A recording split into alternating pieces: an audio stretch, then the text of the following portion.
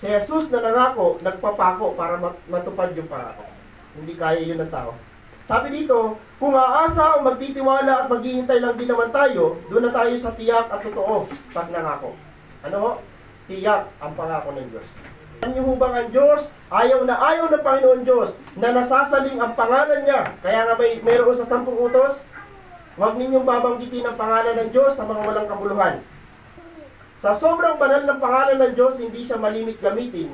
Ginagamitan siya ng ibang terminology para hindi ho masaling ang banal na pangalan ng Diyos. Tapat ang Diyos pag nangako. Tiyak pag nangako ang Diyos. Amen. Isa sa pinaka-problema nating mga anak ng Diyos, nakarinig tayo ng pangako ng Diyos, hindi ng tao. Nakarinig tayo ng pangako ng Diyos sa pamamagitan ng Biblia, pero ang problema, hindi natin kinakaya yung tagal. Amen po ba? Totoo po ba to? Maraming Kristiyano ang nakarinig ng pangako ng Diyos dahil sa tagal, hindi nila kinaya. Ang Diyos, never siya nagsinungaling. Alam nyo ba, sabi ng iba, Pastor, hindi kaya ng Diyos magsinungaling. Di ba kaya ng Diyos ang lahat? Oo, ialis mo lang yung pagsisinungaling. Dahil kahit kaya ng Diyos magsinungaling, hindi niya gagawin magsinungaling dahil hindi katangian ng Diyos ang magsinungaling. Kanino katangian yan? Diablo. Ang Diablo, sabi di ba? Ang Diablo ay sanay na magsinungaling dahil siya ang author ng kasinungalingan. Amen? Sa panahon natin ngayon na araw-arawin ka ng demonyo, sasabihin sa iyo, kung mga Christian talaga kayo, bakit totoo yung sinisimbahan niyo dyan? Bakit ang hirap ng buhay? Bakit ang dami mong pagsubok? Pero sabihin mo sa Diablo, ganun talaga mga totoong Kristiyano, may pagsubok. Amen?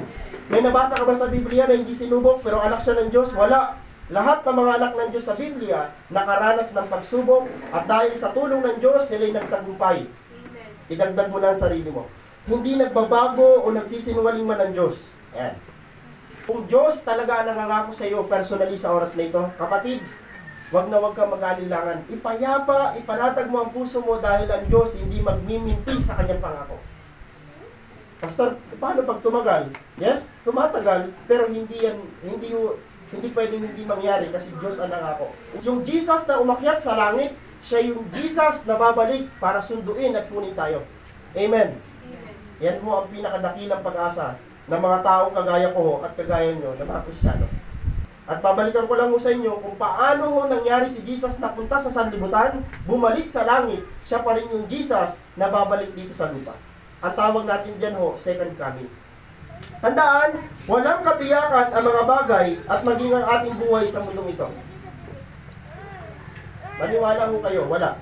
Subalit, tiyak ang pinangako ng ating Panginoon Diyos na naghanda ng tiyak na bagay at buhay para sa atin. Hindi dito sa lupa, doon sa langit. May tiyak na bagay, tiyak na buhay. Yung buhay na yon ay buhay na walang hanggan. Na sinigurado ng Panginoon na iaalay at ibibigay niya sa atin ng tiyak. The moment na tayo ay pumunta na sa lugar na kinalalagyan niya. Panghawakan natin ang tiyak na mga pangako ng Diyos sa mga anak niyang lubos, na nalig at nagtitiwala na tutuparin niya ang mga pangakong kanyang sinabi mula pa noon hanggang sa ating kasalukuyan.